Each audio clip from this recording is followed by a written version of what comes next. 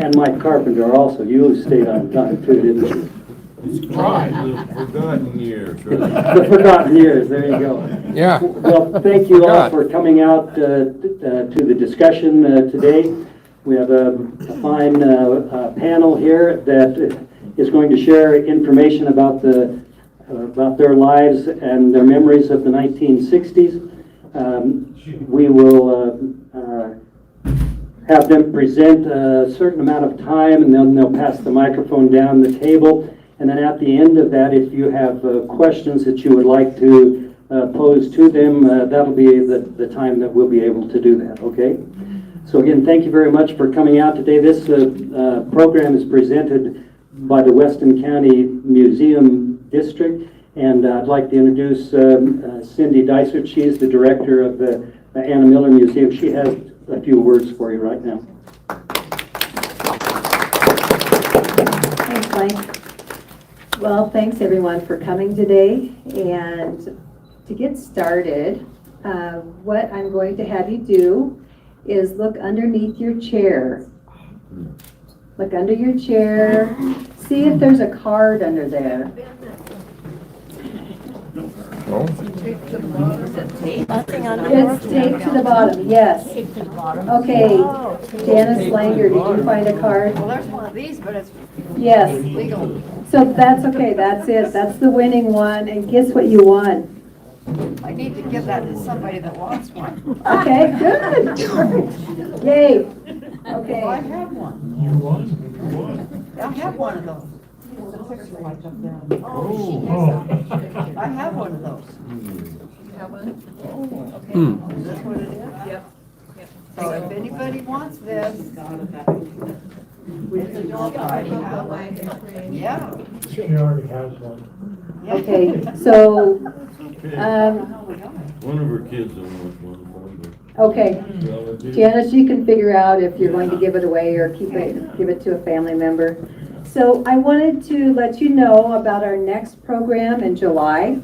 It's going to be July 19th in Upton at the Red Onion Museum. And it's going to be Star Chief Eagle, and she's going to be hoop dancing and talking more about the Lakota culture and sharing that or interpreting that with the hoops. So I invite you to come up to Upton at that time. Again, that's July 19th. And she'll only be performing for an hour. So it's 12:30 to 1:30. So with that, I'm going to give the mic to Glenn. Well, thank you. Can everybody hear me? Can you move the mic stand? So I grew up on a ranch in northern Niobrara County, and I've lived in Wyoming all my life, except for 16 years I spent in Edgemont, South Dakota. Now, in the 1960s, I started out with nothing, and I have almost all that left. When I was 17 years old, I didn't think I was ever going to get to be 21, but after that, the time just flew.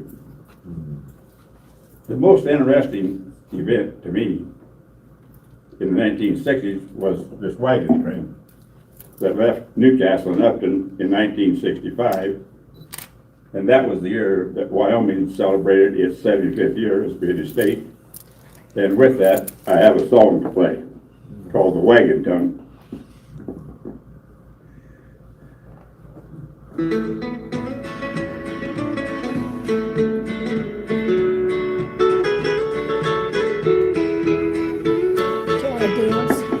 Okay. I hired out to Colonel Slaughter, driving steers to Abilene. Green and wet behind the ears, a kid of 17. Though I was raised in Texas, I was not a seasoned hand. So I got the job of Hoodlum, the Coosie's right-hand man. On the old west Dakota, all you see is endless plain. You dread the sound of thunder, there's no shelter from the rain. Now Coosie did a strange thing when the evening meal was done. He'd wait until the stars come out, then move the wagon tongue. He said, son, there ain't no landmarks on these wide and rolling plains. Ain't no trees or mountains, so each day it looks the same. But you'll never lose direction and you'll know just where you are. You'll always point the wagon tongue toward the old North Star. Then out beyond Cimarron, one cold and stormy night, I watched the cattle stampede in the lightning's eerie light. Took several days to round them up, get 'em settled down. We followed with the wagon through the soft and muddy ground. As we pushed the herd across the plain, had no way to know that we had drifted way off course toward New Mexico. And in the night the stars came out, his theory stood the test. Abilene's up north of us, but we were headed west. He said, son, there ain't no landmarks on these wide and rolling plains. Ain't no trees or mountains, so each day it looks the same. But you'll never lose direction and you'll know just where you are. You'll always point the wagon tongue toward the old North Star. My life has been a full, my hair is turning gray. And I've seen a lot of sunshine, but I've seen some cloudy days. For a while I wandered aimlessly, and I still wear the scars when I didn't point my wagon tongue toward an old North Star. 'Cause life is like a grassy sea, the trail ain't always plain. One may lead to pleasure, and another lead to pain. But you'll never lose direction and you'll know just where you are. You'll always point your wagon tongue toward the old North Star. No, you'll never lose direction and you'll know just where you are. You'll always point your wagon tongue toward your own North Star.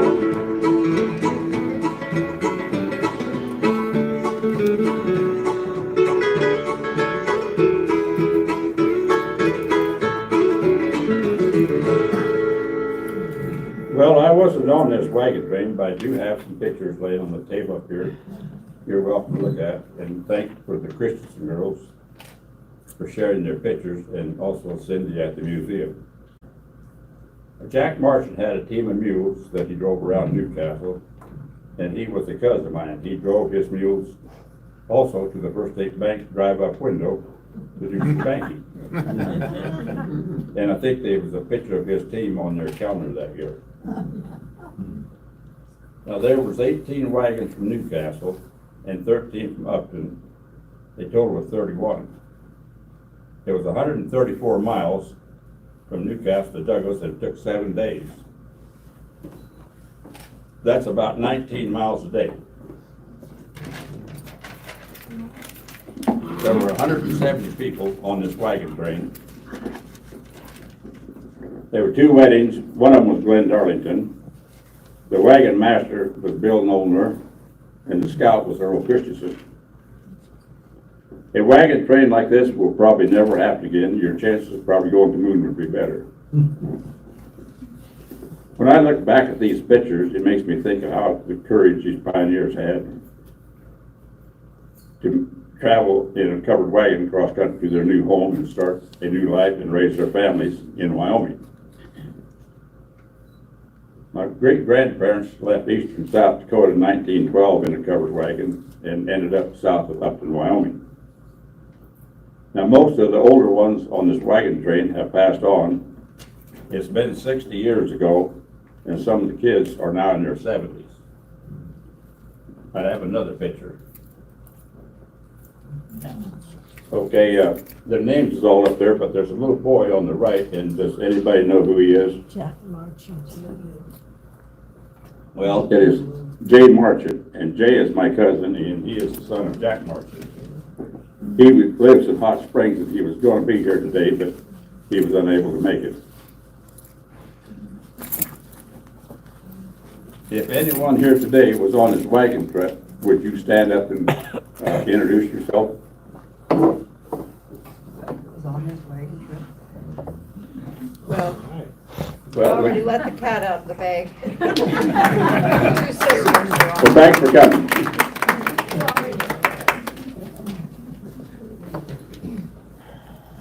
Okay, we have a picture of Jack harnessing his mules. Next. That's Jack Marchant. We're not sure who the other guy is. The next picture is Jack Marchant's mules and Earl Christensen, Jack Marchant and Bill Nolan. Nice picture. There were also horses on this wagon train. It rained the night before they left Newcastle, and there was lots of gumbo. Now, Merle Tavici and Jack Marchant helped pull most of the wagons over Rattlesnake Ridge, west of the fairgrounds. It was so muddy. Now, for entertainment in the 1960s, they had Fiddler's Frolic each spring in Newcastle, and some of the contestants were Rhonda Sedgwick, Donna Pollitt, Donna Elliott, Ethel Coy, Cecil Bain, Brownie Smallwood, Red Phillips, Harrison Shook, and of course our champion fiddler, Wayne Dunn. Oh, we can't forget Red Rooster. Now, Red Rooster was a little old man that played his guitar around Newcastle in the 60s. He lived up by Red Butte, and that's how he got his name, Red Rooster. The farmers in the Four Corners area would bring Red Rooster to town, and they would also take him home. Well, there was card parties and country dances also. The dances were at Clareton, Roundhouse, Skull Creek Hall, Mountain Inn, and Spencer Hall. Now, I went to Spencer Hall quite a bit of the time, and that's where I met my wife. Everybody brought their kids to dance, and at midnight they served lunch, and whoever the girl you were dancing with, you bought her lunch also. South of Newcastle, on 85, across the Cheyenne River, there was a place called the Long Branch. And a guy owned it by the name of Freddie. Freddie had 2 railroad cars put together and 4 booths and about 10 bar stools. His special was baked hamburgers, potato salad, and cold Coors beer for $2.50. All the local ranchers and others stopped there quite regularly. I have a story to share with you about the Long Branch. There were 2 local ranchers there one day having a cold beer. They were sitting up at the bar, and 2 tourists stopped by for lunch. They came in and ordered a special hamburger and potato salad for $1.50. While waiting for the beer, Freddie, the bartender, said, "Bam, there's a mouse," and he pulled a .45 out and bam, right between these 2 guys, and shot a mouse at the table next to where the tourists were sitting. Now, when the smoke kind of cleared away, the tourists, they got up and they said, "We're going to be leaving," and they left.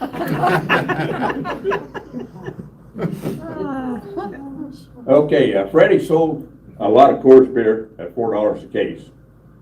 And it didn't matter how old you were as long as you had the $4. In 1962, there was a flood on the Cheyenne River, and it was as big as anybody had ever seen it. It was over half a mile in places wide. And we would drive down and you'd see livestock, feed bunks, garbage, anything floating down the river. A neighbor across the river, Neil Hanson, Carolyn's brother, was living there, and he made a raft out of 55-gallon barrels, and he was going to float to Edgemont. The new store. This is the one-stop shop. We have a pharmacy. We have a bootlegger's liquor. The deli, the food that you can get at a lunchtime is so amazing. The coffee shop. Certain Friday mornings, There's 30 people sitting here in all these chairs. This is the hub for people to come and visit, have their coffee, have their donuts. It's amazing what this area has done. Totally amazing.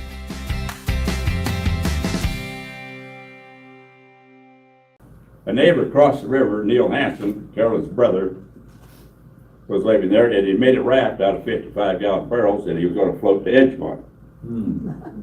Well, he told me he got about a half a mile from his house, and the current was so strong it had pushed him into a grove of cottonwood trees, and he was stuck there. He said the water was up to his shirt pockets before he could find dry dirt.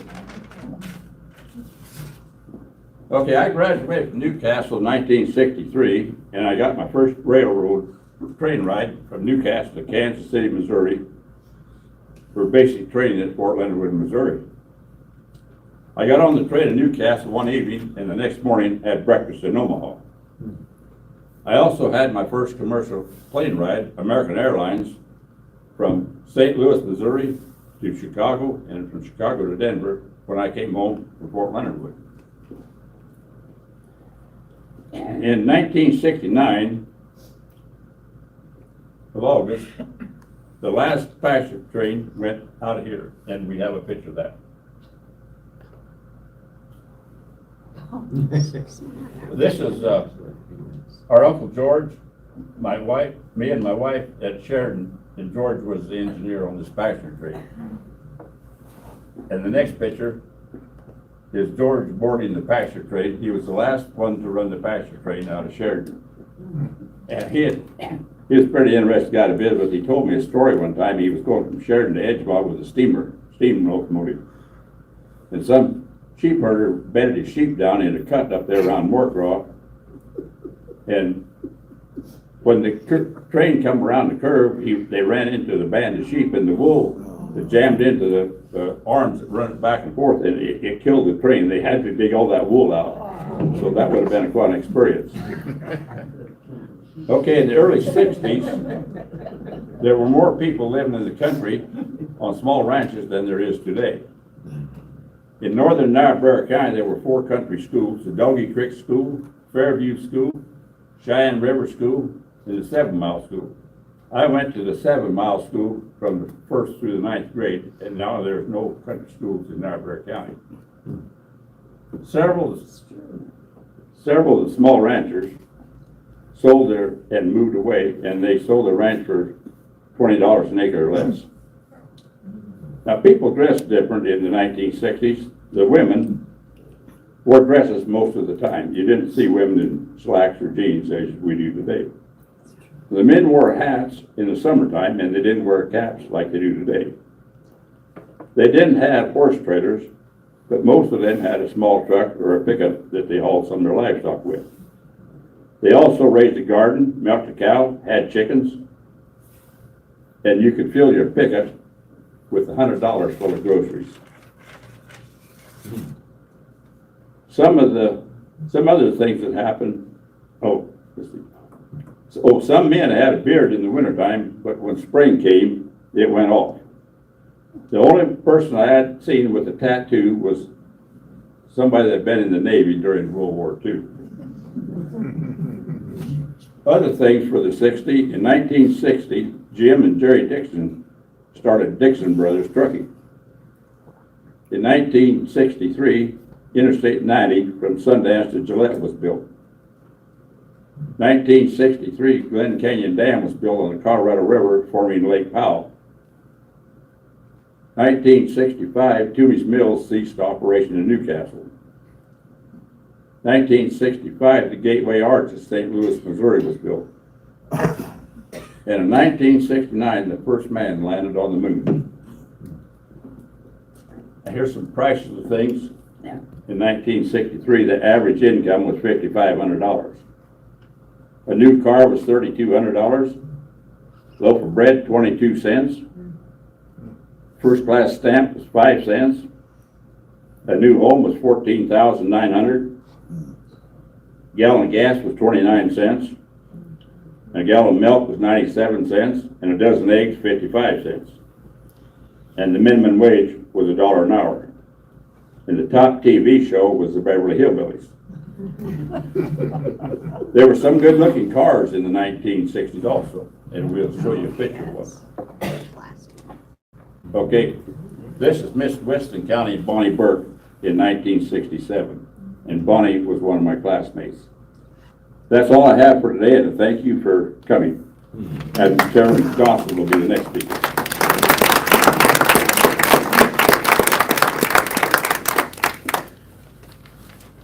Well, when I think about the 1960s, we've got a picture up here with Glenn, the country school 7 Mile that Glenn and I both attended. And I think that's me right in front of the little gal with the vest, the dark hair, and Glenn is, where are you, Glenn? This is Carolyn, Yeah. and this would be me right here. And right below and to the left of where I'm standing is Ruthie Spence, I believe. And there's others there that have graduated from Newcastle earlier. When we started school, we had 8 grades in one room, and then later we had a high school room that we went 2 grades in. And I think Ruthie and I were the only 2 in my grade, and it made us very competitive because we didn't want the other one to get better grades. So we just didn't let anything that we studied go without really studying, because we all got good grades, and we didn't want anybody to outdo us, of course. But I am very grateful for that. I'm very thankful for that education. Every morning we started with putting the flag up and saluting the flag. We were taught to be very patriotic and lovers of this country, lovers of our military. I remember going to 7 Mile, and I won't dwell on 7 Mile because it's the 1950s, but I remember different times throughout the school day, we would hear what sounded later to be like sonic booms. We didn't know what it was because we had never heard sonic booms, but it really wasn't sonic booms. It was blowing up ammunition at Provo to get rid of it. And it would just be like what we later heard as sonic booms. And so we got to kind of knowing what that was and comfortable with it. But, we were, if a little shower of rain came over, we ran out and took the flag down. We wouldn't let any rain, and we learned how to fold it correctly and respectfully. And I see what's happening with our flag today, and I'm just appalled. I just regret it highly. But when it comes to the 1960s, I went through high school in 2 years in the country, and then my parents, because they had 4 girls to put through high school, went to Edgemont and purchased the Edgemont livestock sales so that Dad would have a way to support us. They didn't want to, it was too far for buses. It was about 52 miles to Edgemont and 42 to Newcastle, and so they went in there and bought a business to support the family while we went through school, 4 of us girls. And so I spent less than 2 years in Edgemont going to high school because I left directly after my graduation. But Cindy has, I don't know, she must have communicated with someone. Here's my senior picture, which is not my favorite, but 1962. And then she found pictures of the sale barn and the sheep sales and cattle sales and horse sales. And there's a picture here of lots of people that I probably know if I examine them. But when I went to Edgemont to high school in 60 and 61 up till 62 when I graduated, I was this green kid out of the country. I did not know how to dress. I didn't know how to act.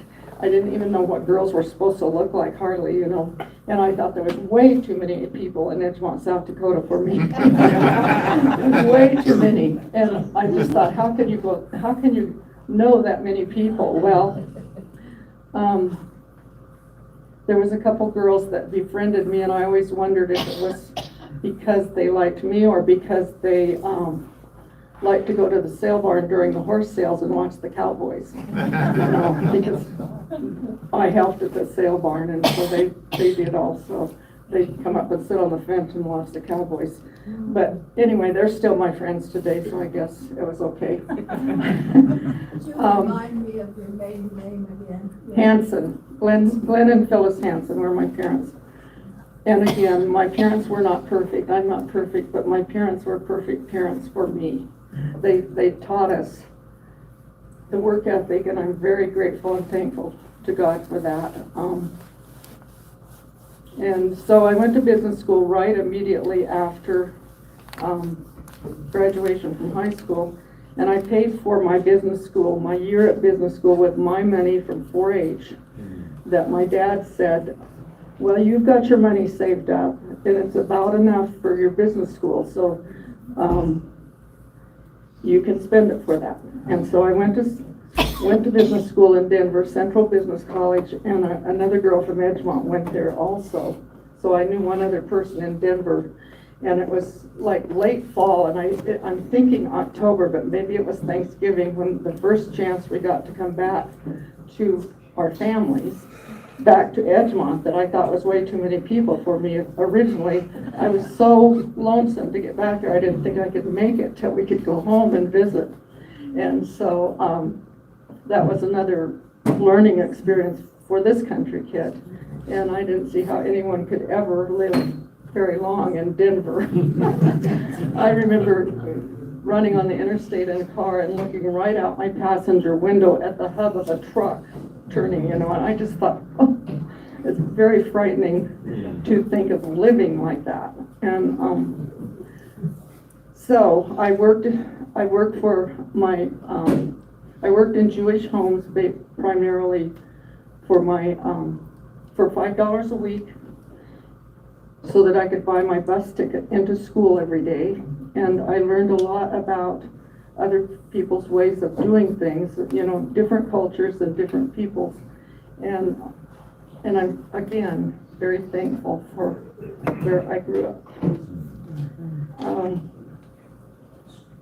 There was hard times in school, hard things to learn about people, but my school was very supportive. They are the ones that placed us in certain homes and wanted to be sure we were doing okay. And so it was a good school. And again, I feel like I learned a lot, not just in the walls of the school, but about people down there. And I'm very grateful to come back to Wyoming and we grew up out where I live today, where my grandfather homesteaded in 1908. And we lived in the homestead house actually until 2013 when we lost it to fire. And so that's why I didn't have any pictures, but Cindy gratefully came up with some. Speaking about the 60s though, I remember thinking and hearing like about Woodstock. Remember Woodstock and the hippies? And I thought, my goodness, what is this world coming to, And again, I'm very grateful that it came here last.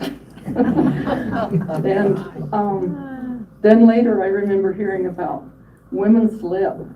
And I thought, and this is after growing up on a ranch, girls do everything that needs to be done. It doesn't matter if it's reaching inside a cow to help a heifer have a calf, or helping with a cesarean, or being sent horseback when you're 10 years old out to the southeast pasture to get that old cow with a lump on her jaw. And we grew up never knowing what the word can't meant. We were not to use that word. So we didn't come back and ever say, Dad, I can't. We had to do it. And I'm so grateful again for that part of my culture, because we learn to work, to never say we can't, to not leave, not quit till the job is done. There's a whole lot of people in jails and prisons in Wyoming who really didn't mean to do anything wrong, but they screwed up and they did. But apparently Becky Hadlock and other elected officials in Wyoming are in fact above the law. At least that's what I think the governor showed us with his decision. And I think he did too. And I think he makes it blatant by avoiding the clear violation of the law. The rest of it, you can, yeah, she got the testing done. It was at the last minute, at the last chance, and she failed it. But she did submit the report on the day, even though it was like 11:59 or whatever. You know, like Right. There's some ways you could finagle the other things, but he blatantly ignores the malicious intent and the felony committed. And he jumps through so many hoops to let her off.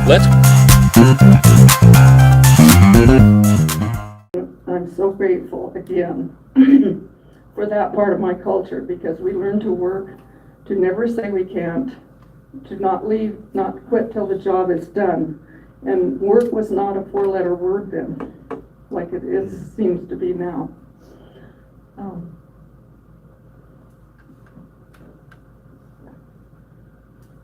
Yes, after business school, I went to work for the Secretary of State in Wyoming, Thyra Thompson. I worked in the Capitol. I was a year at business school and then a year at the Capitol working for Thyra. And during that year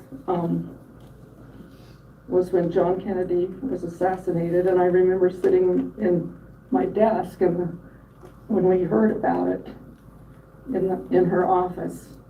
And I just thought, how can this world survive? Our president is gone. In my memory, that had never happened.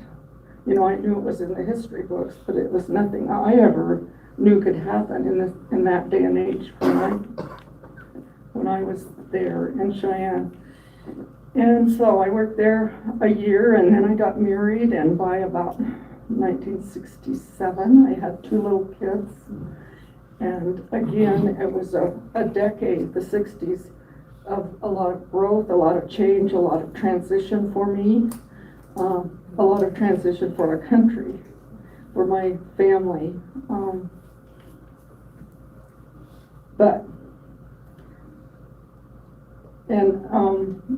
Some of you may know probably that that we have a research station on our place concerning dinosaur bones, and it started all the time we grew up there. We would pick up dinosaur bones, and if we wanted them, we stuck them in our pocket, and if we didn't, we'd throw them down. You know, they were just, we knew they were bones. And I remember a visitor, a young man from Texas, that came to our place one day for a picnic, and he said, when I asked if anyone wanted to go look for dinosaur bones after the picnic, he started laughing, and because he knew we were pulling a tall Texas tale, that we had dinosaur bones out in the pasture. So some of them went and found some good ones, and when we came back to the picnic, he's just, you know, and I remember his mother-in-law showed him a beautiful vertebrae, or 2 or 3 that she had picked up. And he couldn't help laughing. He just knew this was a Texas tale, you know. And so he never did believe that those were dinosaur bones. But it's a research station that my dad never wanted to sell the bones, because he said when you sell them, they lots of times go to other countries, and our own scientists don't get a chance to look at them. And he always thought there was more important things than money. So he never wanted to sell them. And so the school that's been coming approximately 30 years now is from Texas. And every year they uncover plus or minus 1,000 specimens. Sometimes it's less, sometimes it's more. And every Father's Day, my dad always wanted the public to be able to come and see what they were doing if you were interested. So we still do that on Father's Day from about 12 or 1 till about 4. We serve you cookies and lemonade if you're so interested. We don't sell anything, don't make any money, but we very much enjoy showing you what's going on. And the last 2 years now, we've had a beautiful big field station building that was built of a Douglas fir from Oregon, and And so it's a very fine facility with a commercial kitchen in it, and sometimes there's 100 people digging, and sometimes there's less. And you can, people can earn continuing credits. If you're teaching and you need a few credits, you can go out there and take the course, because it is a research station, and meet those requirements.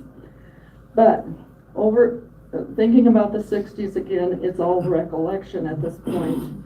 And so I think I appreciate it more the older that I get. Having grown up where I did, we are in unquestionably the best country in the world, and we're, I think, unquestionably the best state in the country, and unquestionably the best part of the best state. And so as I look back, I am amazed at the changes that's come to our country, our family, my life, and I'm very thankful and grateful for where we live and the gift that God has given us to be able to live here. We take so much for granted that other people in the world don't even know exists. One day of freedom, folks, is more than most people in the world even know exists. Some people don't even know if they have families, We're very, very blessed in this country. So, I guess, unless you want to see pictures of the sale barn later, you're welcome to come and do that. So the next speaker is my friend on the left.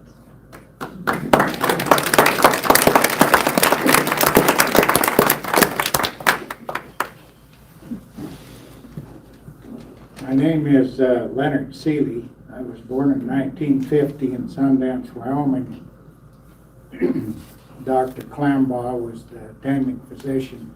That seemed important to Dr. Jordan last month. He wondered what everybody's attending physician was, so I was ready for him for that. And the bonus is Margaret Beagle was the attending nurse.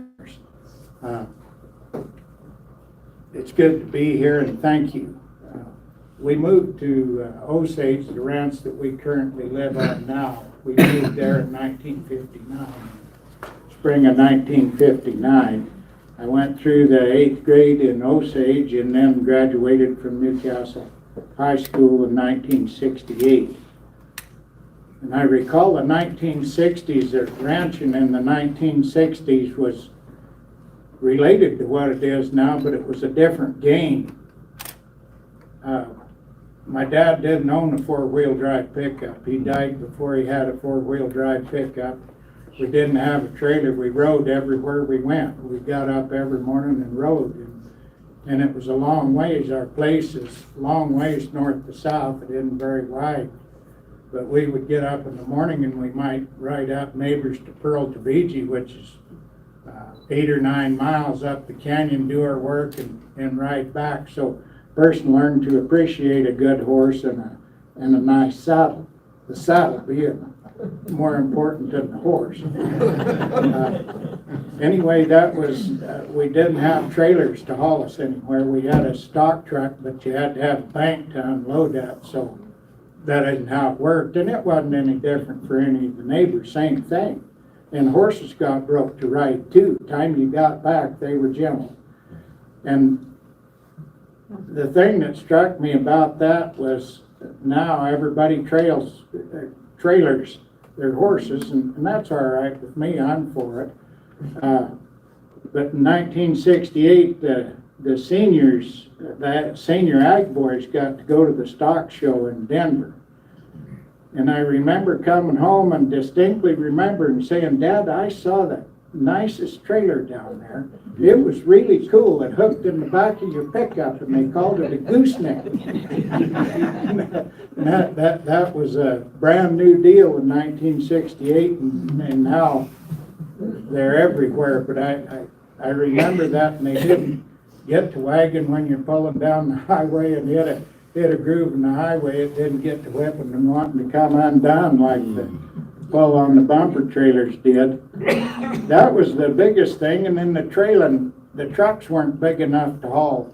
Even the semis didn't haul very many cattle, so trailed the cattle everywhere. I I remember in the early 60s, Granddad was running cattle on the White out here here in Osage, and we'd get up early in the morning, about 2 in the morning, and ride to the White. We were, maybe 4 miles north of that. We'd ride down and gather the pasture just on the north side of the road there, just across the road from the airport.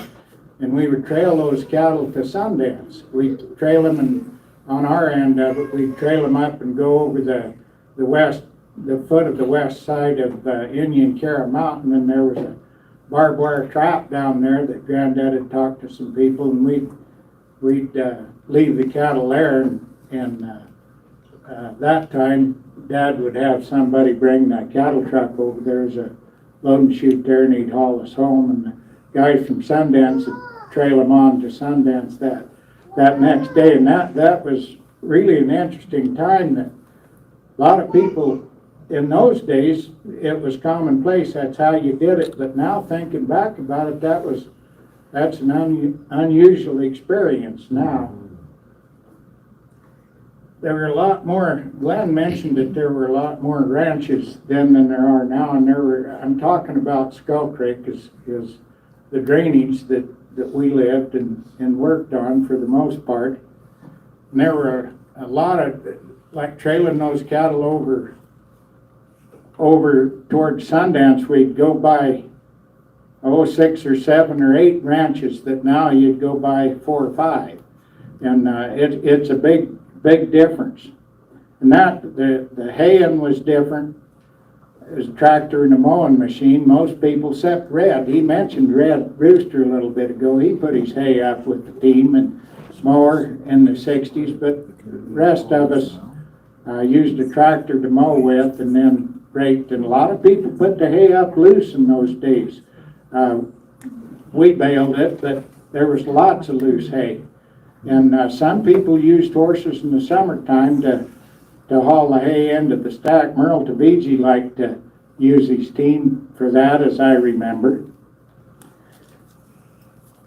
Some thinking about the ladies of the community and the effect that electricity had on them. We had electricity. Everybody knew about electricity by then, along in the 50s even. But in the 60s, people were just beginning to learn how useful it was.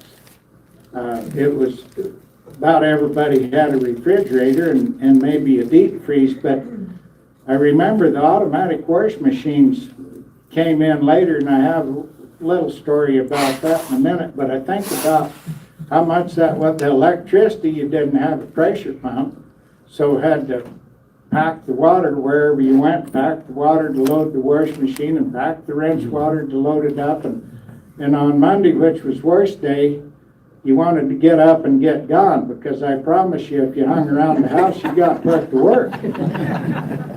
And I remember Mother talking about the people in town had an automatic washer, and her sister had an automatic washer, and that was a big deal.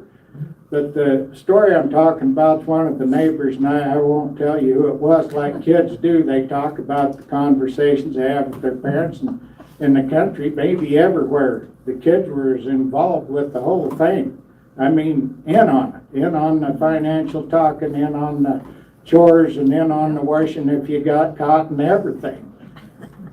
And he is saying, Mom's going to get an automatic wash machine. I said, well, that'll be good. She'll enjoy that. And she said, yeah, her and Dad were talking the other day, and Mom says, I'd like to have an automatic wash machine. Dad said, okay, it's all right with me.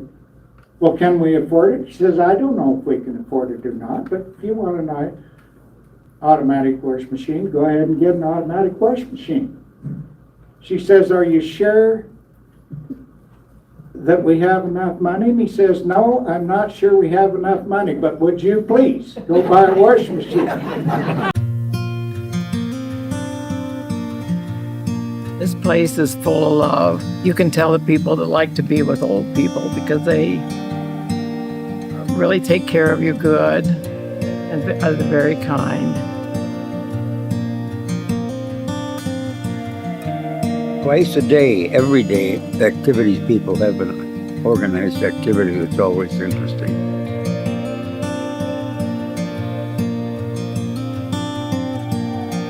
Everybody loves to play bingo. We play it 3 times a week here.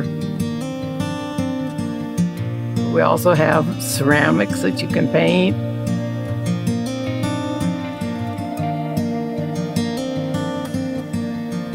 Really pleasant to live here. It's a good place to be.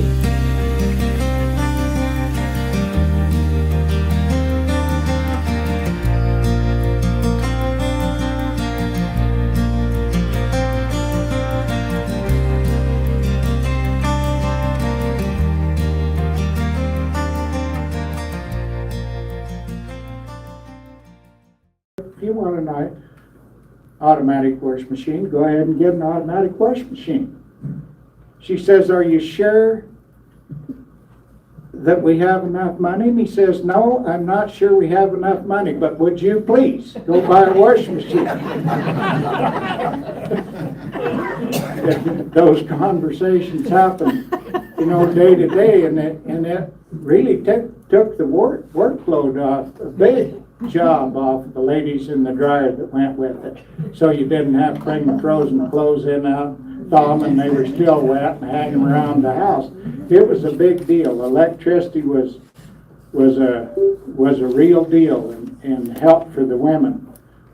In the community, Skull Creek was kind of a tight-knit community up there. In the community hall, there's a picture of it there, the old community hall. That burned down some years ago, but Monty Hamilton kind of headed up a program to get another hall built, and there is another hall. But this is the old one. This is where the entertainment took place. There were dances and ladies' club meetings and Christmas dinner and picnic in the summertime all took place there. And the dances were kind of the cornerstone of the deal, and Skull Creek was kind of a tame place to go to the dance. Even my folks didn't mind if I went there. There were other places they said maybe you ought not go there, but Skull Creek was okay. And there's some people in here that we go back a long ways at that Skull Creek Dance Hall, and the music was really interesting. People, whoever could play, would play. I remember my folks played, my mom played the piano, my dad played guitar, and Kenneth Montgomery, that's Vina Morris's dad, would play the fiddle for him, and Rhonda Stearns played an awful lot out there, and Alfred Lincoln played some, and my brother and I and Jake Shuck and James Carr played out there a couple of times, had a big time. And this is a cast of this was probably the highlight of the 60s.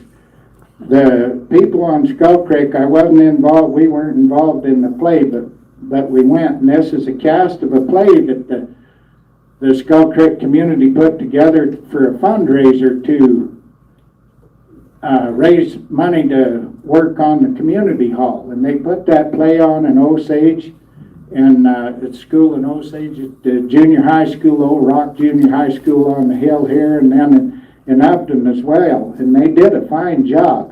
Our part in it was we had between the acts, that's Gib Barkley with the guitar. I don't know if you guys remember Gib Barkley, but you should have known him.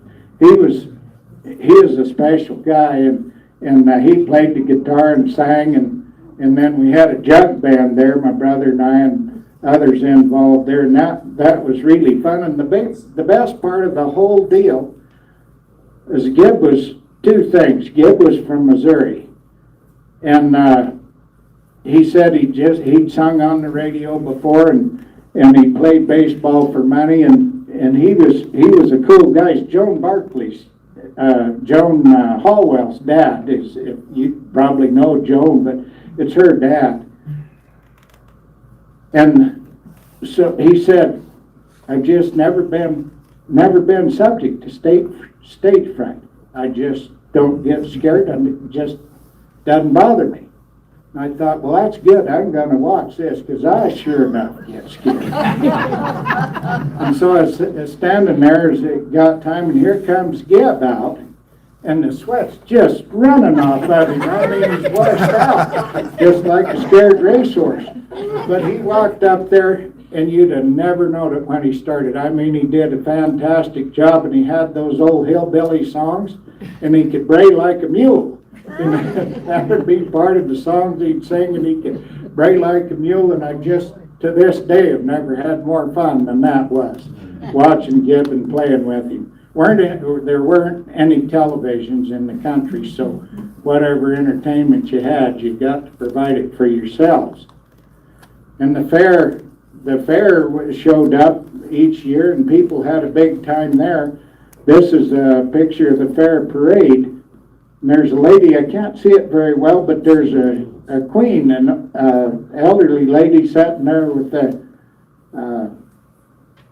hat on in the middle. And I never could figure out who that queen of the parade was there in 1965. So if you could get a chance to look at that picture, so you can maybe you can tell me who that was. Some of the other people on the wagon I recognized, but anyway, that's curious to me. And then there's the junior rodeo was a big part of it there. And there on the left is a 3-girl calf tie-down team that my brother and I helped. Nancy Darnell was standing there at the fence anchoring the team, and I think that's Janice Hallwell tying the calf. And I can't tell from the picture, but I'm going to say the third one was Patsy Elliott, I think was the third member of their team. Maybe Nancy can remember. But they did a fine job, by the way. And that is an awards assembly there after the junior rodeo, and why we have a picture of it, I don't know, except I think that's probably my brother getting a belt buckle for the ribbon roping. It'd be my guess. Had card parties in the wintertime. About 3 times in the winter they'd be gathering at somebody's house and play cork whist and have a good time. Now I'm going to lurch in the transition here. I'm going to transition to the airport there, and that was when Frontier Airlines flew in and out of Newcastle for a short time. Started in 1959, and then for a year or two after that.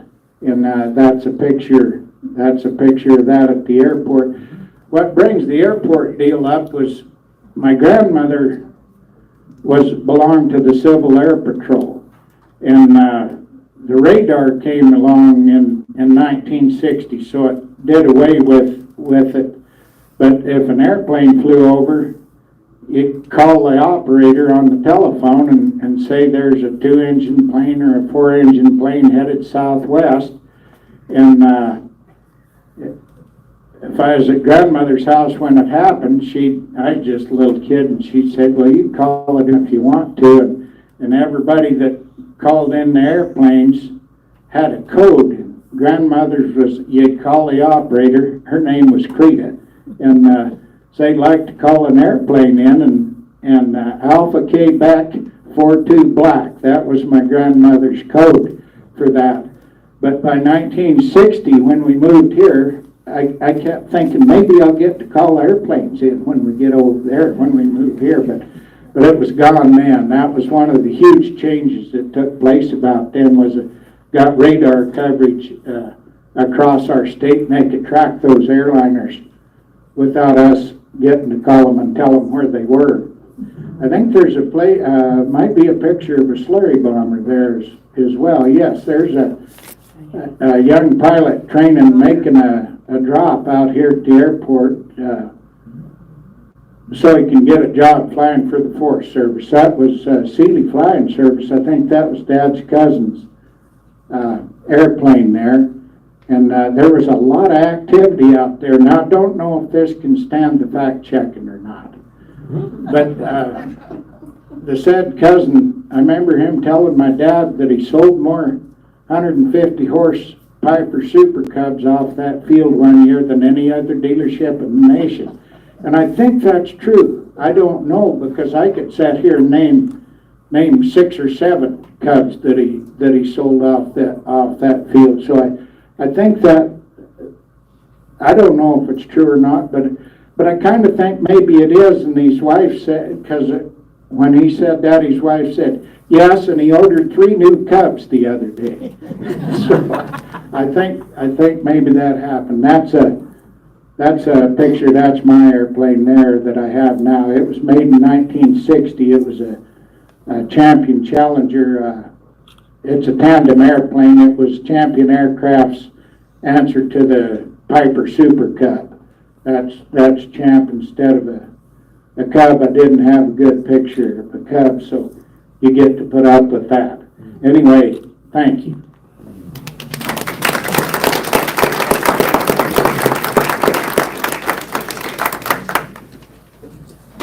I'm Nancy Darnell.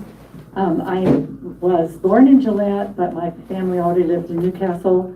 Not in Newcastle, out south of Newcastle.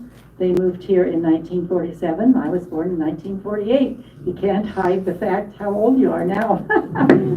But anyway, we didn't have electricity at our house until 1958 when I was 10 years old.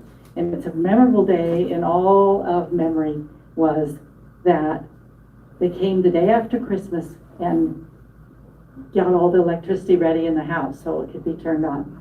And that was one of the greatest things. I know it's not in the 60s, but I thought it was close enough to throw into this conversation. I think our area was actually one of the last areas in the county to get electricity, and some of the people on further down did not get it yet for another year or two. But that was a great thing, and I was laughing when Lenard was telling about what machines you wanted to get. Well, all of us voted for a dishwasher. That's the thing we wanted most of all, was a dishwasher. And so the mother and Tom and I made the vote to Dad. It was the dishwasher we were getting, not some other thing. So there were I guess a lot of things happening as we were growing up in the 1960s. There was quite a bit of unrest in the U.S. over the Vietnam War.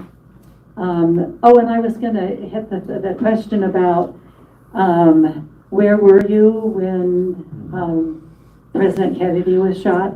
Well, we were at my grandparents in Gillette. The band had gone to a competition and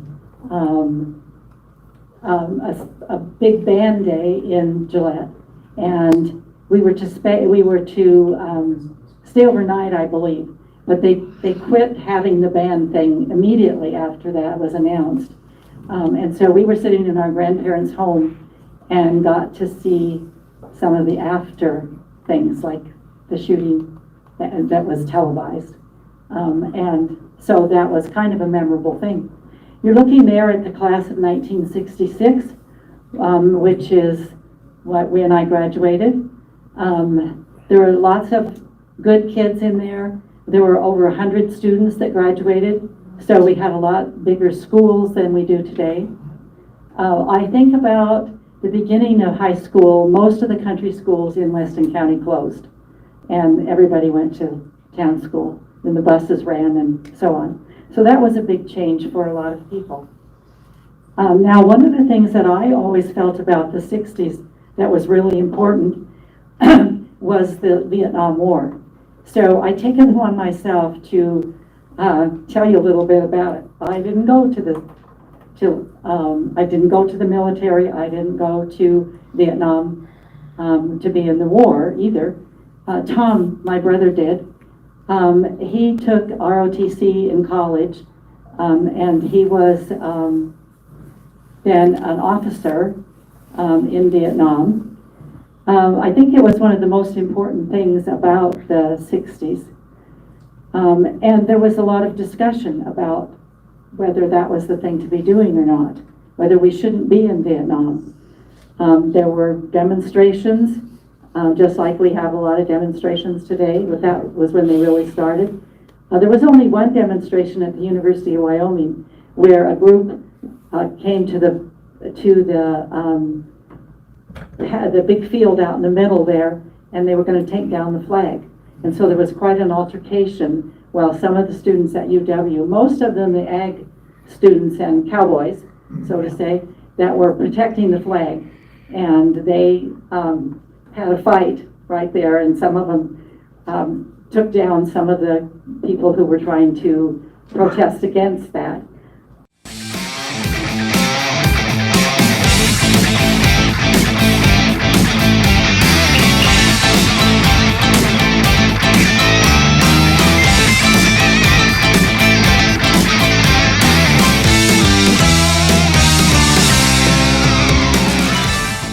The flag.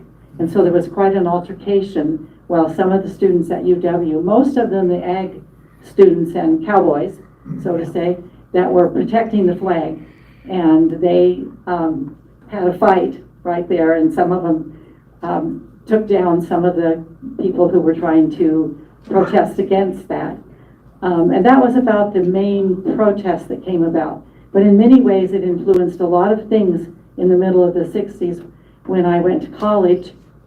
There were lots of men at the college at that time. A lot of years there were more women in the university than there were men. But one of the things that did was a huge number of men, young men, went to college instead of going to the Army. And they could get a delay on their requirement to show up for the Army or Navy or one of those by going to college. So it inspired a whole bunch of people to get college training that they probably wouldn't have gotten otherwise. So that's kind of one of the good things that happened. But everybody was always conscious of the fact that when graduation came around, a whole lot of the young men were going to be going to Vietnam. And I think that a lot of the, I had a whole big philosophical thinking about this whole process of the wars that we've had.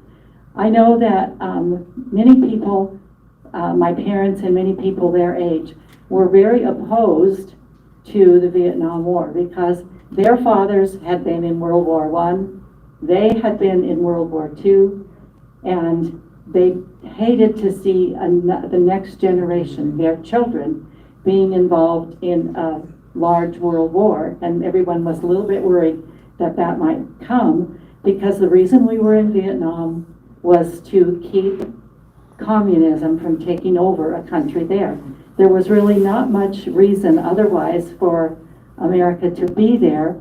And in general, the wars where we were attacked at some point, then the whole country would become much more patriotic and people would be ready to go to military service.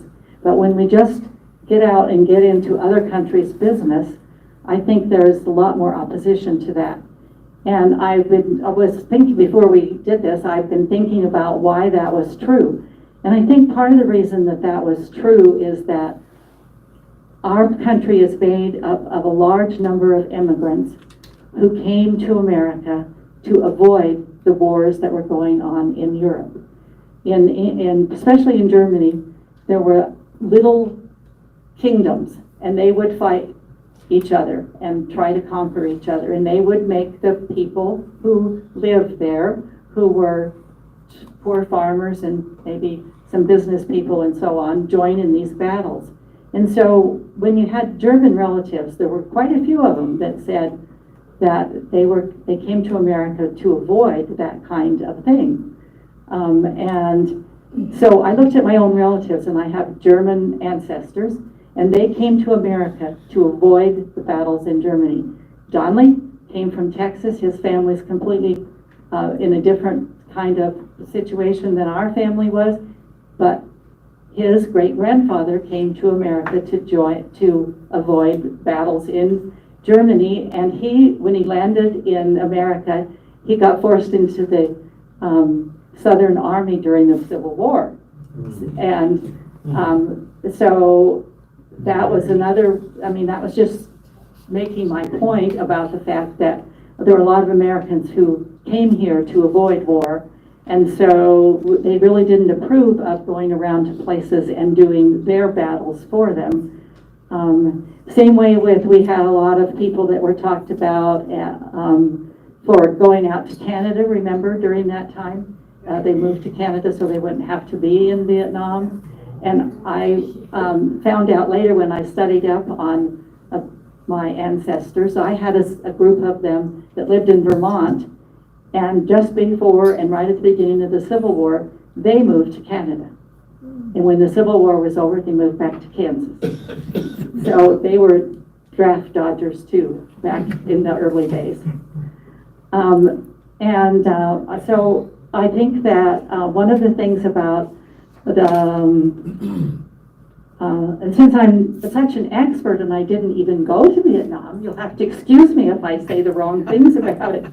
So, but I wanted to do some of the statistics a little bit. There were 119 Wyoming men who were killed in Vietnam. There were 2 from Weston County. Bob Shuck, and he was from Newcastle. Many of you went here, you'd remember the Shucks.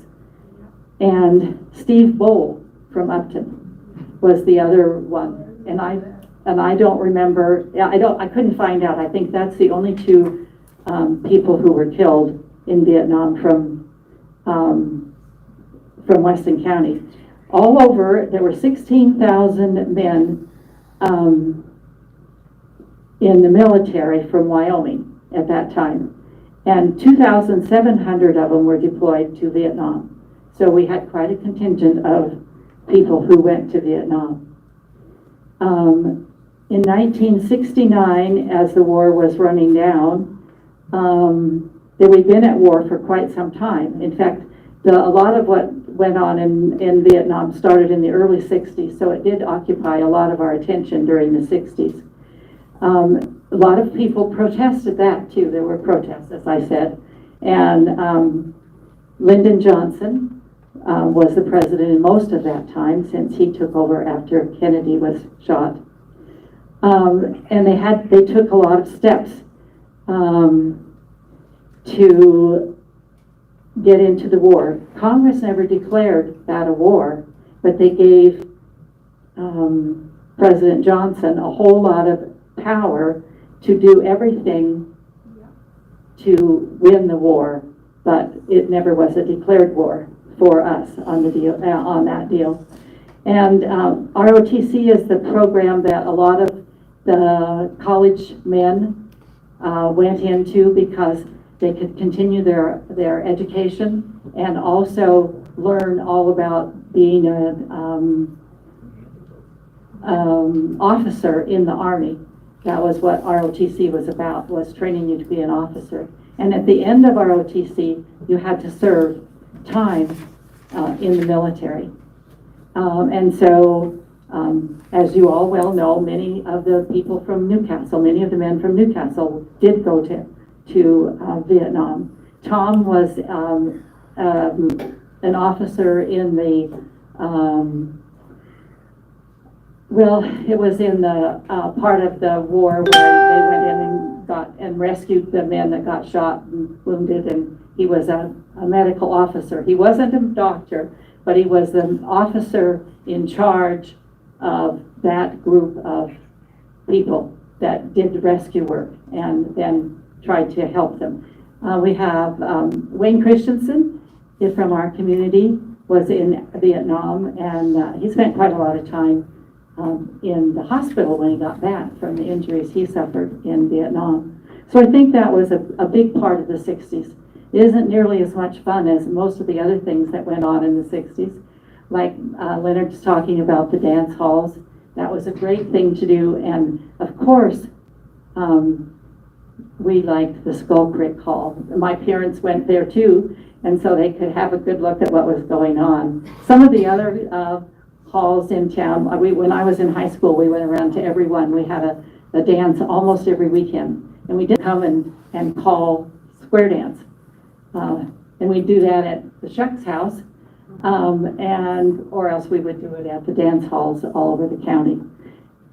Girls always wore dresses to school, And when I was in grade school, we always wore jeans under our dresses so we could slide down the hill at recess time. That was okay. You could wear the pants under your dress, but you had to be dressed.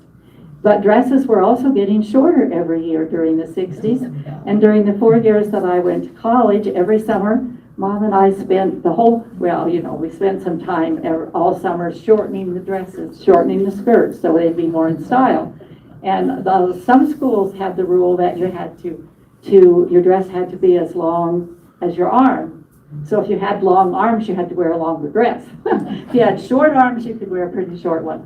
And they got about as short as the short ones you see today. And of course, an old granny that I am now, I don't really approve of those really short dresses. But if you look back and you think back, well, that we were doing that too. That was a big thing, was to change the things. And by the end of the 60s, when I was in college, on Fridays, you could wear jeans to class. Or you could wear pants to class and around the campus. But otherwise, every other day of the week, you were to be dressed in skirts or dresses or whatever. I think the same thing in high school too. I don't know if they had a Friday like that. But by 1970, getting out of the 60s just 1 year, by 1970, I was an exchange student to New Zealand. And that end of the summer, when my mother and I were picking clothes, they were coming in were office-looking jackets and slacks for women to wear. And usually they came along with a skirt too. You could buy a 3-piece set. That was a jacket, pants, and a skirt. So I bought one of those 3-piece things to go to New Zealand. New Zealand was a wonderful place to go, and it really influenced a lot of life because we entertained many people in our homes afterwards, and not all of them from New Zealand, but Australia, Europe, all over the world. They came to Newcastle and enjoyed the visit in Weston County. But going back to the fact that I went to New Zealand in 1970, and when I left, most of the rules about no pants for women were still, that was the accepted thing. And when I came home in the spring of 1970, everybody I knew was wearing a pantsuit. And of course they came as pantsuits at first, so that you still looked nicely dressed. But I don't think, a lot of us have hardly worn a dress since, except to very special occasions after the pants came in. So that was one of the big changes as far as, I would say, girls and women that was kind of a big different change. I noticed it greatly because as soon as I came back to Newcastle, everybody was wearing pants. I didn't even have enough pants to get along until I bought some more clothes, which was kind of funny. I think that there was also quite a lot of unrest with the black people and the white people between them. That was a big thing too in the 60s. At the University of Wyoming, you probably all remember the, what is it called? The Black 14. I think it's Black 14, Lanny, but thank you for prompting me. Wyoming had long had black students, black men on their teams. But this was a much more, it was like, it was a big deal because we were going to be playing the Utah. And, yeah, BYU, right, not Utah. I'm not that good with my football people. Thank you, Lucille. It was BYU. And they were supported by the Mormon Church. And they didn't have, the reason they had the Black 14 incident was that they wanted to protest against some of the rules of the Mormon Church. And one of them was something to do about a black person could not become a certain official of that church. And they asked the coach if they could wear armbands to protest it. And the coach ruled no. And in the end, what he did in just a few days' time was to kick them all off the team, all of those 14 black students. And so then there was a big protest from a lot of different people at UW against the coach and his decision. And I was on the student, I was a senator, student senator on the student senate.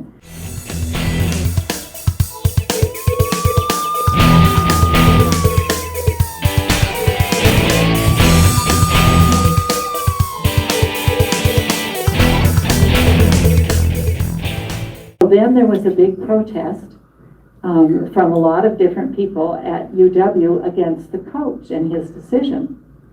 And I was on the student, I was a senator, student senator on the student senate, and we voted to allow them to wear their black things, but we did not run the black armbands, but we did not run the football field in any way, shape, or form. It was just a motion to show that we believe they should be allowed to continue on the team, but they were not allowed to continue on the team. And football was the big thing at UW. It was one of the times when I think that was another change, that athletics became so much more important in the 60s. And everybody listened to the radio or went to the games, or it was a really big deal in the 60s. And it's continued to be one of the biggest things too. In school, girls did not have intercollegiate teams, sports teams. They could play, we could play against each other. They had, an organization that you could do that with. And it's kind of funny because actually, I remember Doris Ingalls telling me how she was on a basketball team in her high school when she was in school. So it kind of dropped back to girls didn't play intercollegiately at that time, which of course is all changed now. And there was one really good thing about that. Athletics wasn't the most important thing, and I feel today, this opinion, not fact, that we have overemphasis on all of the athletic things. Athletics is good for you, and it has a lot of good things, but it keeps a lot of people from participating in other organizations or other groups, like debate, like student congresses, music. A lot of those things are all overthrown by our large interest in athletics. And that's a countrywide thing, it isn't just here. But there were good and bad things about every year, as there always are. And the funny thing is that when I came in today and I saw all of you here, I thought, well, gosh, you've all lived through the 60s, you know all about it, you'll think I'm a fool. Because the 60s was a big growing up time, obviously. 10 years in there, you grow from a small child to an adult. And so it was a very important time of my life. And that's what I have to say about the 60s.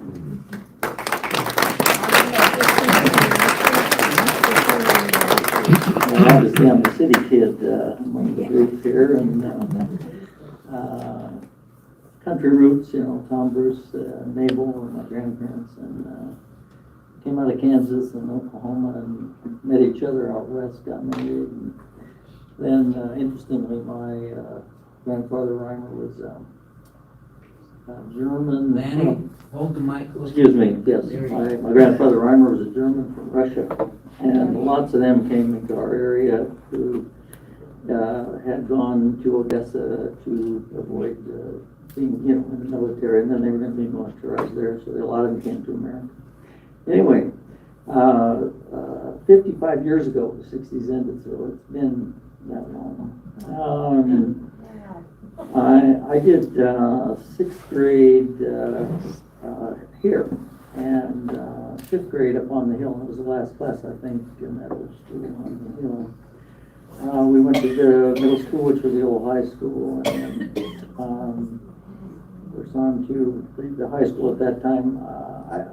I was into science fairs, middle school and early high school, and University of Wyoming had science camps at that time, and I went to those, met a lot of fine folks, and in that process, Bill Fassbender became my friend and mentor for years. Television, I thought about, we had a couple of, I did the repeaters here, and you had to join the club, and they kept trying to get you to pay money, and it was all, this could be late 50s into the 60s, but in the 60s we finally got color, and then what about remotes? We used to all have to walk up and change channels and turn it up and turn it off, right? In town, a couple of memories, ice cream social at the library. It might have been late 50s, but those were very nice days. Crazy days by the local business people. And this is just crazy. The other day I'm seeing the trash picked up, and remember Junior Ratcliffe. He was on the back of those trash trucks here in town for many years. And, we all listened to music on KOMA, in your home or in your car, and you could go buy records locally. Beatles, 1964. For me, it got to be hard rock later in the 60s. I really didn't like it. I didn't go to Woodstock. I would say, just FYI, Ken Burns, through PBS, did a country music special. It's 8 or 9 hours long. Starts in the hills, when it all started, and through Garth Brooks. But he does a lot of the 60s pulse and sensation and the interaction with the musicians and the politics. It's a wonderful show. So if you like country music and you like to see history, it's wonderful. Geopolitically, everybody's kind of mentioned everything.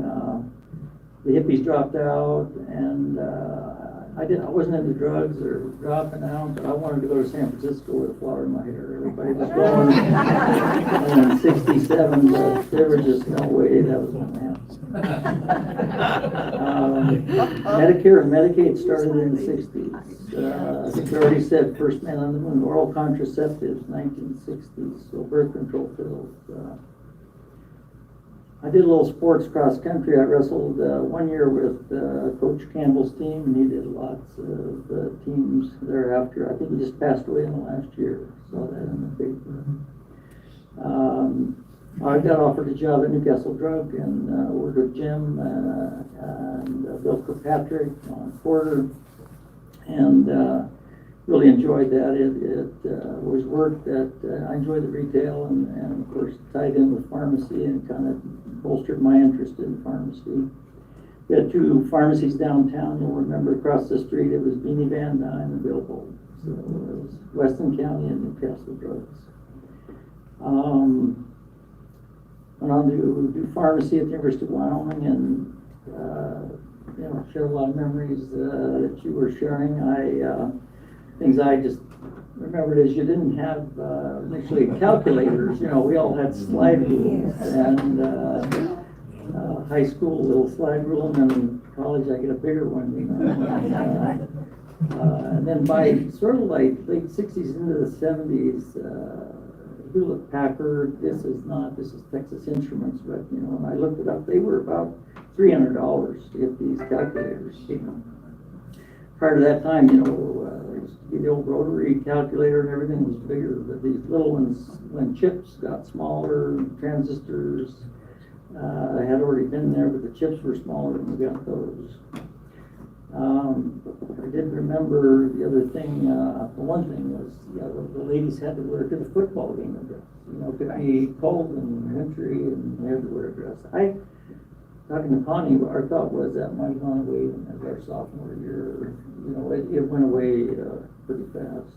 And the other comment, the other comment about computers, the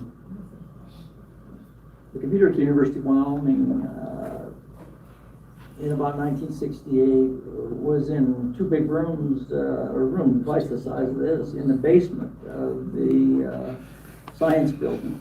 And I was just wanted to learn about computers. I took a class on how to write a program. It was very simple, but the thing was, and I don't have any, but they were little cards like an index card, but a little longer, and they got punched, and somehow you would write your program on paper, take it into somebody, they would punch it in these cards.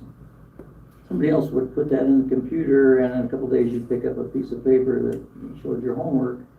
And, met Dave Walker, re-met him there. His dad was in the College of Education, and he was a friend of mine. He married Mary Kirkpatrick locally, but he told me, he says, I'm gonna build a computer that's gonna fit in a briefcase.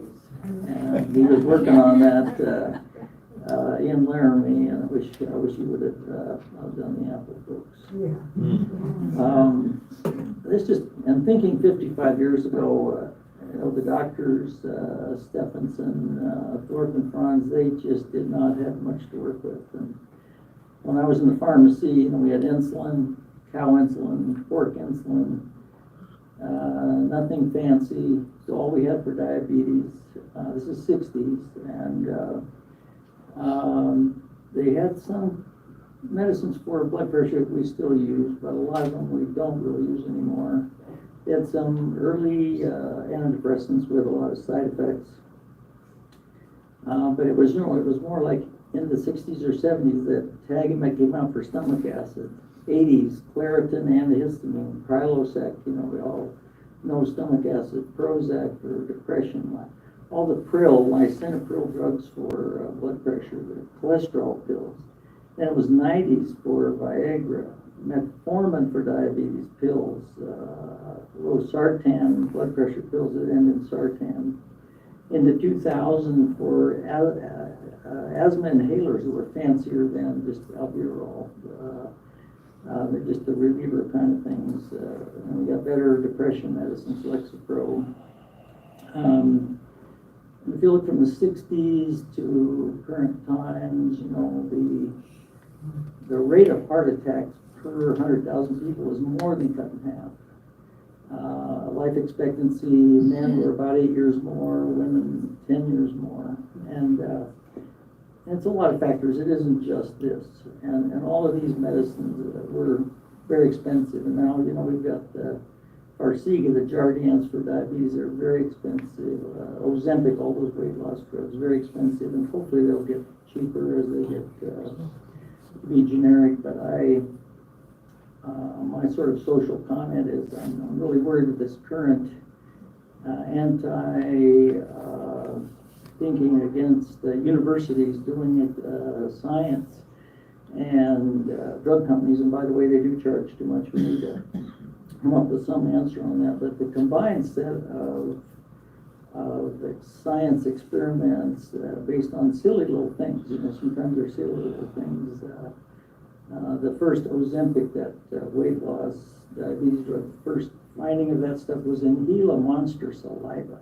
So they're crazy little things that all add up and give us this wonderful change in the wonderful medicine that I got to work in all those years. And so, and I don't know who delivered me, Mike. I was born in Hot Springs because the hospital didn't open until after I was born. So thank you all.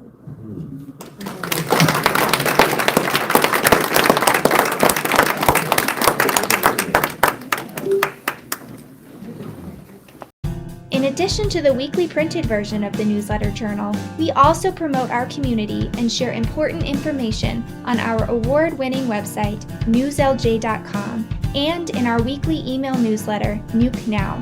We also connect with readers through various social media platforms and invite you to check us out on Facebook, Twitter, and Instagram. You can even take a look at a recent meeting of the City Council, School Board, or County Commission on our YouTube channel. We do hope that you will go to newslj.com and subscribe today, and we look forward to making all of our great content available to you. But regardless of your level of support, we thank you from the bottom of our hearts for doing your part to preserve a free and independent local press.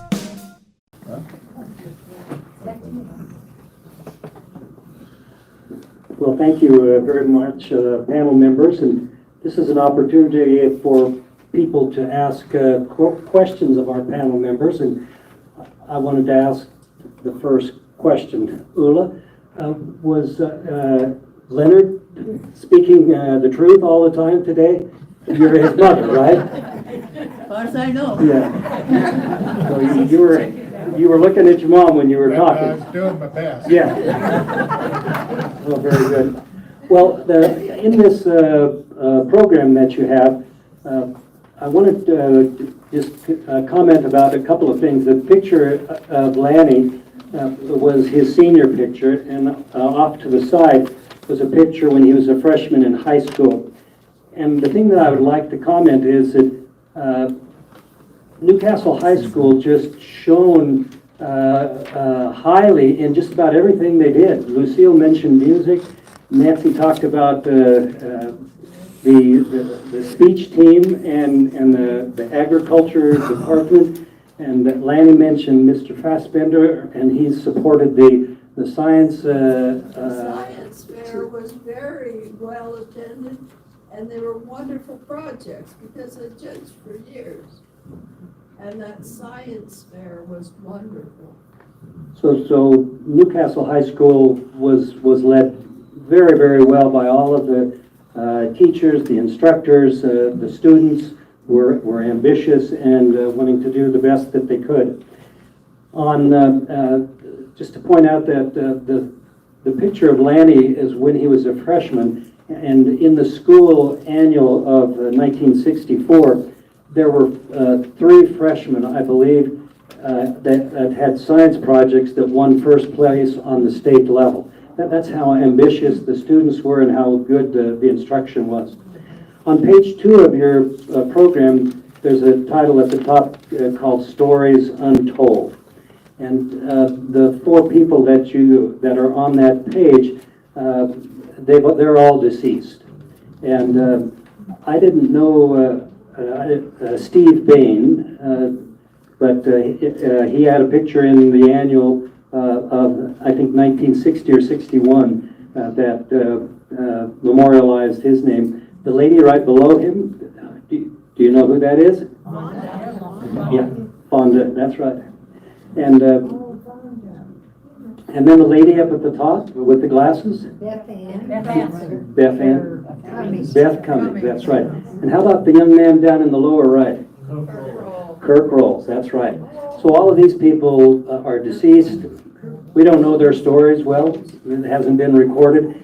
So what's very important is the history that we've obtained today. It's just really, really valuable. So are there questions for our panel members? Walter? Yes, and I believe it was when Leonard was talking and it came up about the Skull Creek Community Center, and I was wondering, Cindy, if you could go back to that picture, if you can find it. It doesn't look like this no more. It's quite different, and I was just wondering if you could tell me when that change happened with that, because now it's like got 2 big rooms, and that just doesn't look the same to me. Well, it's a different, this building burned, the hall that's pictured there burned, I think, in sometime in the 80s. Okay. So that prompted, it's just gone. And so then the community, Monty Hamilton kind of ramrodded it, and the rest of the community, I wasn't involved in it to any large extent, but went together and built the building that you're familiar with now. Is it built on the same location? No. Okay. This building was, if you've been up there, there's a really sharp corner just before you get there. It was on the south side, it was on the west side of that corner on the south side of the road. Okay, so it's a little closer to Osage at that point. Yeah. Okay. A quarter of a mile. Yeah. Something like that. Okay. Just around the corner. Follow up for Lenard on this community hall thing, or anybody up there who knows. I've been at the Farrell Community Hall and a couple others, and they seem like they have pretty close to this same floor plan. Was there a plan or a program for building these community halls around in the rural areas? Somebody else will have to address that. I've noticed the same thing, but it was long before my time, so maybe Nancy knows that. We should thing. just-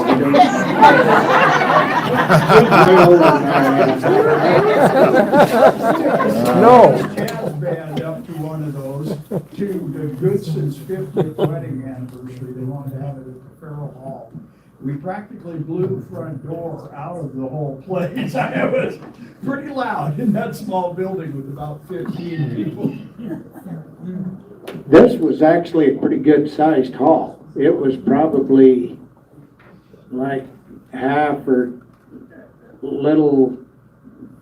about half the size of this room, maybe not quite, and then it had a basement. So there was room for overflow. There was a bandstand and a big dance floor, and then in the corner there was a couple of bunk beds where the young kids could lay and Well, they sleep. do look similar wherever you see one, it seems to me like. Leonard, do you know the history of the Skull Creek Hall? Was this moved from a different location and set on a foundation here? As far as I know, they built the foundation there. I remember Hugh Hallwell talking about building the foundation, and he said, this isn't river silt either. This is real sand we built that concrete basement with, and then built the structure on top of it. I think it was built right there. Yes. So what's a jug band? Well, if you notice on that picture, my brother's holding that old moonshine jug that found somewhere, and he had it about half full of water, and he'd blow on that like you'd blow across something to whistle.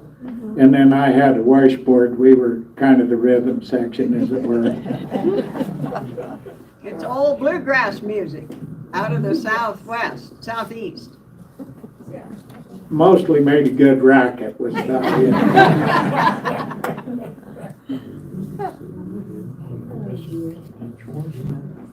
Several weeks ago, I had an opportunity to attend a homeschool reception, and one of the 8th graders had a poster board, and she was talking about the 60s. And she was hung up on the hippies. Nancy, I think maybe you mentioned the Beatles, I believe. Do you have any comments about long hair on boys and the dress that that boys and girls were starting to wear, representing that culture at all?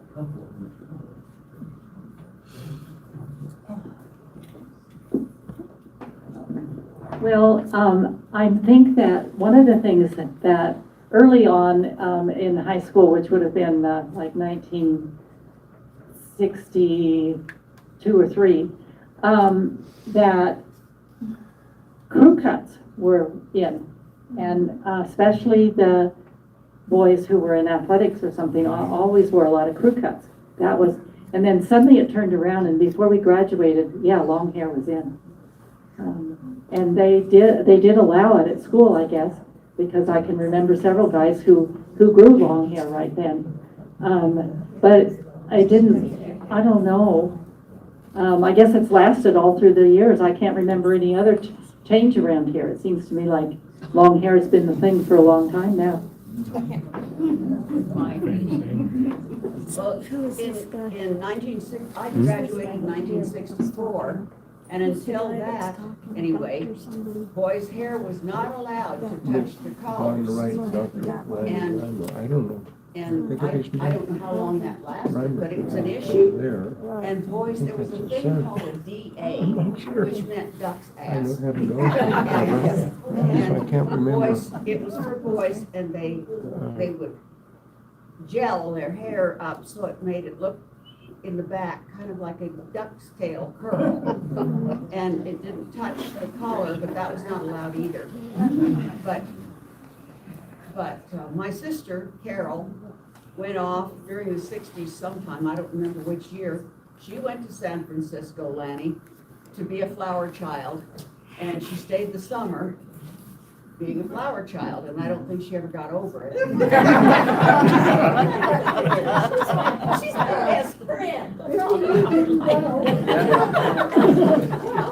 be a flower child. No, I was far from a flower child. Well, Carol wasn't. Were you waiting for an invitation, Lanny, to go to California, or what was the deal? It was, it just was romantic and, you know, of course, the big message was peace and love and. Who in your family was more strict, your father or your mother? Oh, gosh, I guess I'd have to say my father. Your father, okay. But we didn't,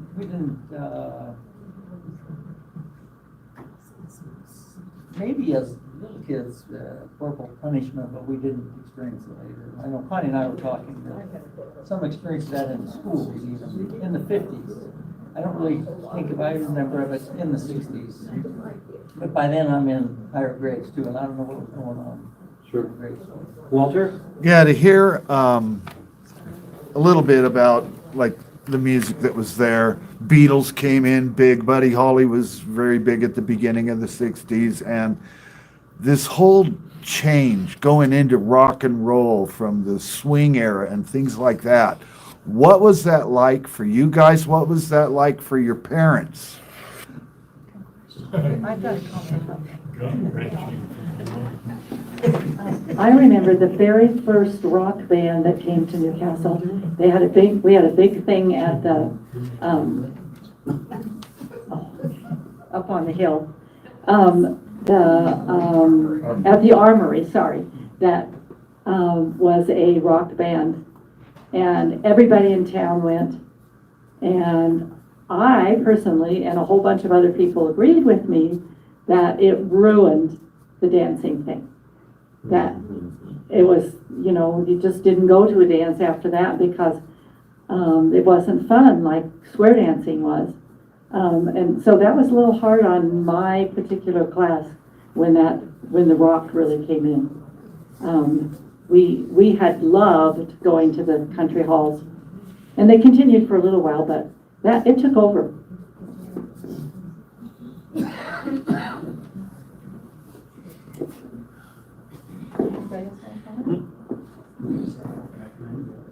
Well, I would just say that, you know, some sense of people I had older than I who thought Elvis ruined music. And I really enjoyed, my memory was just enjoying the Beatles and enjoying music at the time. I didn't later in the 60s with hard rock. I know I didn't. And anyway, a lot of that interchange and in that country music, I sound like I'm advertising for Ken Burns, you know, and he does just a great job of pictures of the time and all these different artists and country music thinking, oh, we're changing because all of this different stuff was sneaking into their, you know, into their avenue of what they thought was music. You want to know a funny story?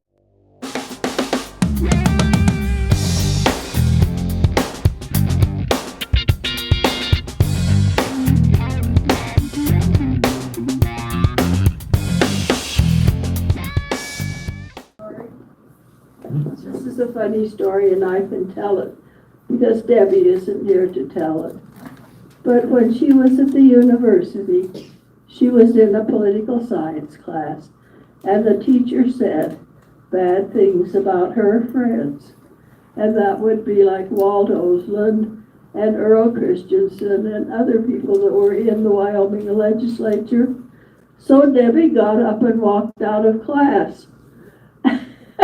And we were all afraid that she'd get, you know, censured or something, but nothing ever happened. But she expressed her opinion of their opinion by walking out of class.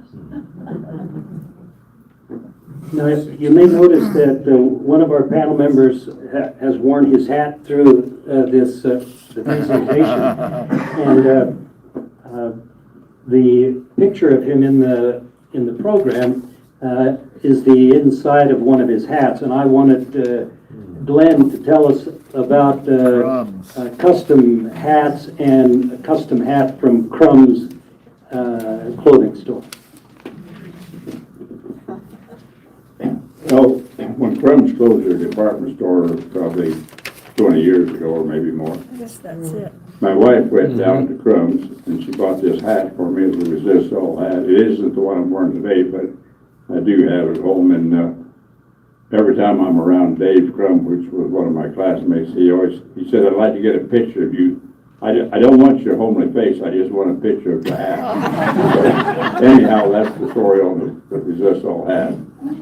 So much for that. And then adjacent to the picture of Lenard is a picture of Elkhorn Service. And so in the school annuals, there was always strong support by businesses in the community. And one of the businesses was Elkhorn Service. Does anybody, I think I know where that is, but does anybody want to speak about the Elkhorn Service? It'd be about across where Maverick is today. The Texaco station, Frank Humes and his brother-in-law, I think his name was Les Burns, run that. And that's about all I can tell you about it. And they also took S&H green stamps in them days. You could get a book, and after you got so many books, you could get a coffee pot or something like that, you know. So you don't hear much about S&H green stamps anymore. And my brother saved enough S&H green stamps to buy a 22 single-shot Winchester rifle, and it cost him 23 cents postage to get it here.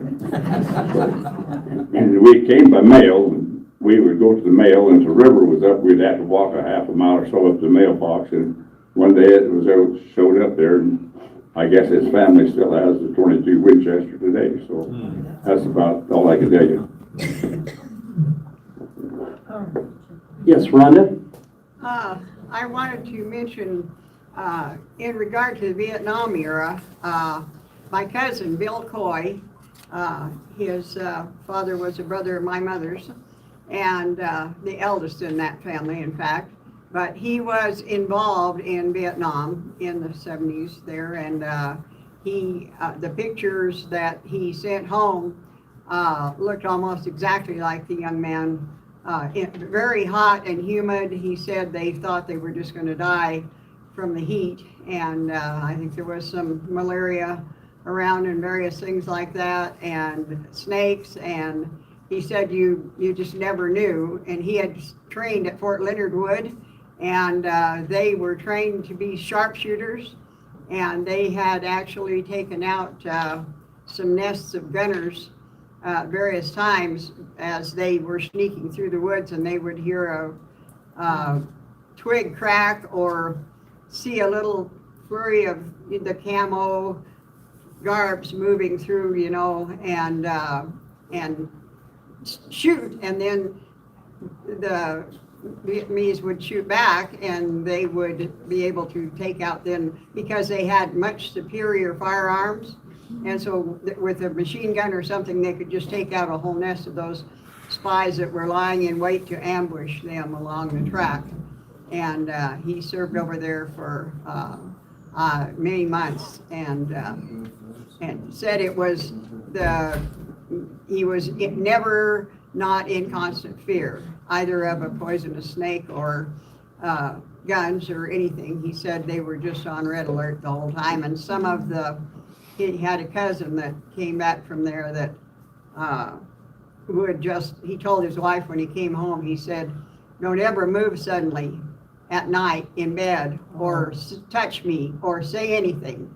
And in fact, he made her sleep in a separate bedroom for months, and said, never walk into the room and touch me or say anything or make a quick move around me, because it was that syndrome that they have, you know, shell shock. Wow. Yes. Talking about the Vietnam War, when I first went to Edgemont, I worked in a grain elevator there. About 7 miles southwest Edgemont was an army depot called Igloo. But when Johnson became president, he started closing down these army depots throughout the country, and there'd be guys coming in from Eagles to the elevator where I worked, and they'd get 500 pounds of rabbit pellets and 10 bales of alfalfa hay about once a week. Well, I asked the gentleman one day, I said, what do you do with the rabbit pellets? And he said, well, every carload of poison gas we ship out of Igloo, we put 2 white bunny rabbits there and rabbit pellets and alfalfa hay. And when that gets to Seattle, when they open the door, if the rabbit is dead, we have a leak. If they're alive, it's safe to go in and unload it. I found that quite interesting. That's very interesting. Yes, Janet? Well, I was just gonna say, and you know, when the boys came back from Vietnam, they were not welcomed back like we do service people today. But my brother Wayne went on that freedom flight to Washington DC, it was a couple weeks ago, and just got back. And he said that when they got back to Cheyenne, they welcomed him there, and the commander there said, we're gonna give you the welcome back that you should have gotten came back. So it was a very nice honor to have gone. Walter? My memory of, and it is like the first shadow memory, and I'm sure it was of the Kennedy assassination. Both my parents were teachers. I was a little over a year old, coming up to 2 years old, and I remember a reaction that they had when they came home. But the thing I was kind of wondering is, in the aftermath of that, I mean, with Kennedy, you had the Cuban Missile Crisis and so on and so forth. The Cold War was really going strong. What was that like in Weston County during the 60s, real doom and gloom Cold War type of stuff that was going on?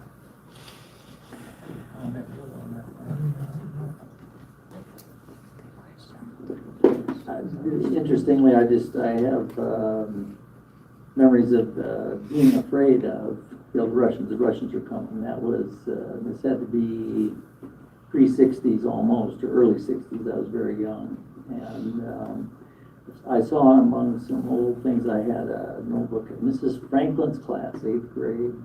She must have made us cut out all this stuff about Russians. There was also some bad things about the Russians coming. So I know there was some of that.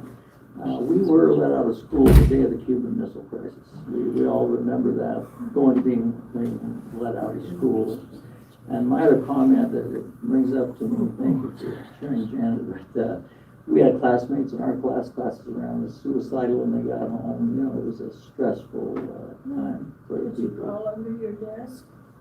You know, that's interesting. You see that on TV about the preparation and hiding in the home, crawling under the desk. I don't have any memory of that. We did in the dorms, yes. We did in the 50s too, right here in this building, well, in the other side of the building. Yeah, we're in the 50s. That roll and cover? Yeah, well, did you not see that little, there was a movie, they showed us a movie, and up on the classes. The thing that, You're supposed to duck, roll, and cover, or get below your window. If you got below your window, you were safe. Oh, yeah. the thing I remember about the Cold War was, thinking about in the 60s was, in the front of every male's mind was the draft. The draft and the time we were either were or weren't gonna have to serve. And, it drove all of the thinking. Am I gonna go to college, or should I join the service, or should I just volunteer for the draft, or which branch of the service should I try to get into? It was all consuming, thinking about the military service coming. And I also remember my brother was a couple of years older than I am, and he went to college a year, and then he dropped out of college and he joined the Coast Guard. And all the time that he was in the Coast Guard, and in the ice, he was on an icebreaker, and they went up from Alaska to Greenland and back on that icebreaker. And all of the time, that 4 years that my brother was in the military, I've got, Mother has albums full of pictures up until then. And then after my brother got out of the service, the pictures started again. But that 4 years that my brother was in the service, there aren't any pictures. I can't imagine the strain that it must have been on the women to have their children and their brothers in the service. And I went to college. They didn't draft me because my brother was in the service, and it gave me a chance to go to college, and I'll always appreciate that.